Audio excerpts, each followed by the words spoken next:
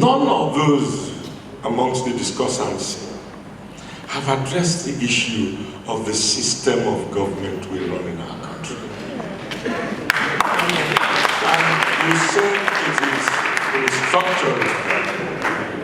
Even though the guest lecturer has rightly said that development in most developed societies have been catalyzed more by the private sector. But it is the government that designs the policies that enable the private sector to feel that there is a friendly investment. And if we look at the history of Nigeria, we made more progress under a regional system of government than we have made under the unitary system of government that is called the federal system of government. Under the regional system of government, we had the first television station built in Black Africa in Western Nigeria.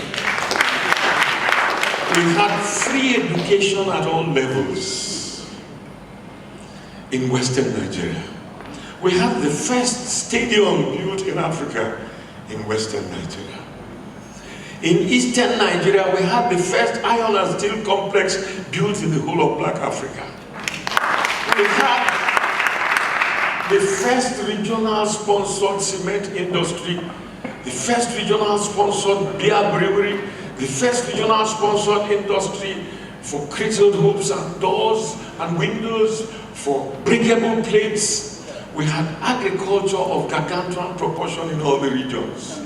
In northern Nigeria, groundnut pyramids hit this roof and provided revenue for government. In eastern Nigeria, palm produce hit the roof. In western Nigeria, cocoa hit the roof.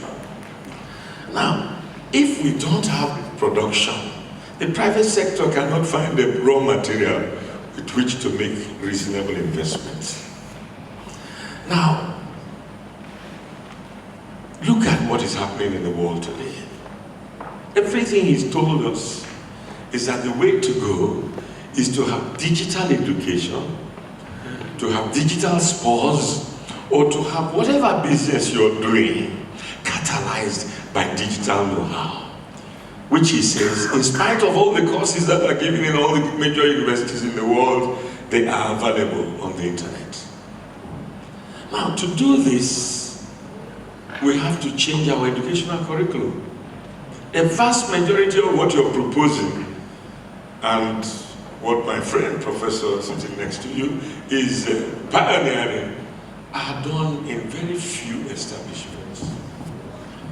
Unless we democratize government by bringing it near to the people, they can't reflect it in the curriculum. How can somebody in the National Universities Commission determine the curriculum of every university in Nigeria?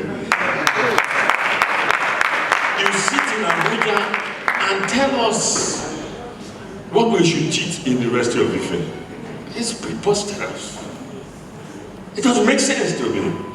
Your educational curriculum is a function of what is needed in your environment.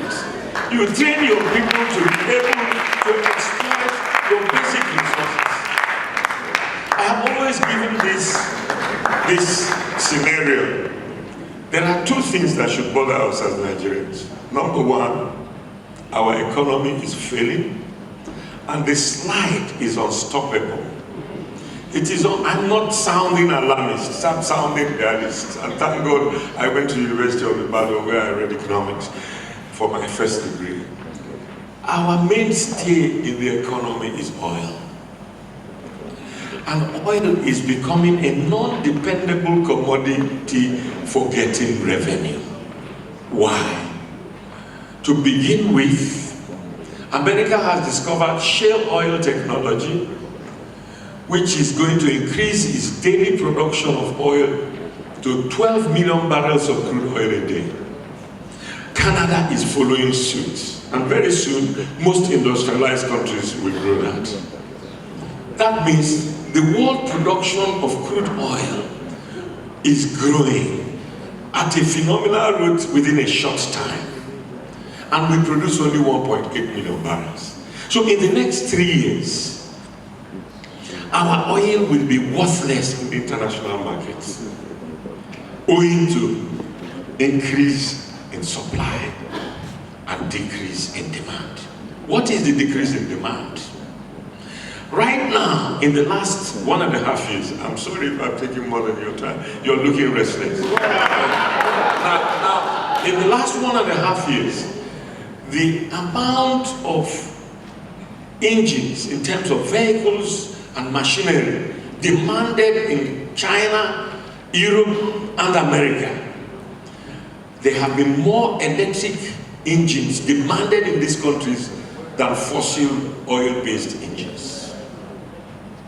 What does this say? It also says that apart from the increase in the production of crude oil, fossil oil, shale oil, which will reduce the demand for our oil, the demand for engines that consume our oil are reducing globally.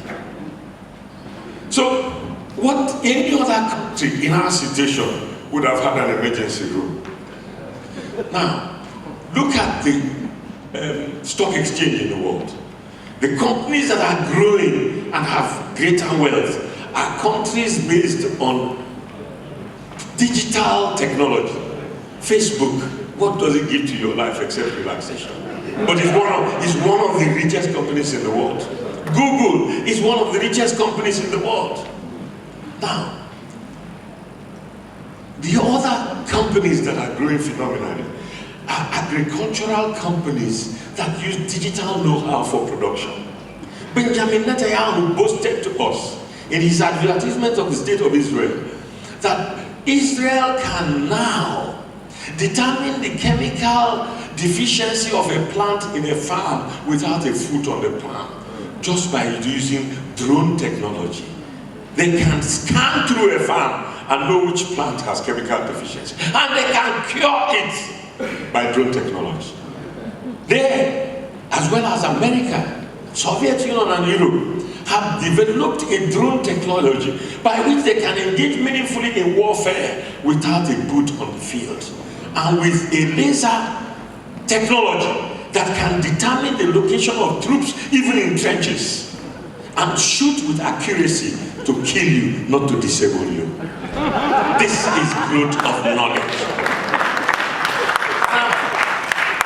Quite honestly, it is our challenge to use what Professor has told us today, to create a regional government that will bring government nearer to the people, so that educational curriculum can be formulated against the natural endowments of our different areas.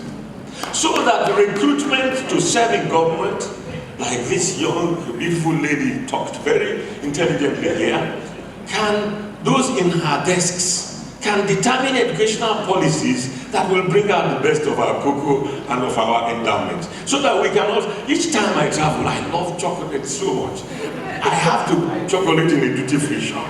And I keep wondering, so much chocolate in the West, but we are not catalyzing it into consumable production. Because of the fact that the government in Abuja is too distant from what we need.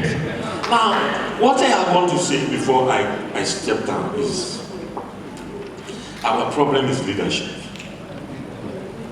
What are we doing to make sure that we have the right leadership that will determine the right policies? If we create even this restructured federation, and we have a failed electoral system in which the vote is not sacrosanct, we have a failed political party system in which only the owners of the party determine who the candidate is, we will still be wasting our time. If we want to move forward, I want to ask you what I recently asked priests of the Anglican and Christian and Catholic Dominion. I said to them, what would Desmond Tutu have done if he was a Nigerian? Desmond Tutu walked open bared hands, asking the apartheid government, shoot me if you want, but I must say what my people want, self-government, and you must release Mandela. What would Romero of Latin America have done if he was a Nigerian? Give up his life for the fight of the independence of his people? What would Archbishop Wotila, who ended up as John Paul II, have done if he was a Nigerian? Team up with the labor union in Poland, destroy Soviet domination of Poland, bring about democracy in Poland, and activate latent potentialities into economic self-sufficiency. Chief Adebanjo, at 92, you have time to speak for the voiceless. You have time to dare power to say, come and arrest me, but I must say the truth. We are grateful to you, sir. But if Chief Adebanjo's demonstration effect does not percolate on the young ones here, on the rich barons here, who prefer their comfort rather than the risk of speaking up, we are doomed. And no amount of educational or political restructuring can save us. Get out there and speak up. This country must change.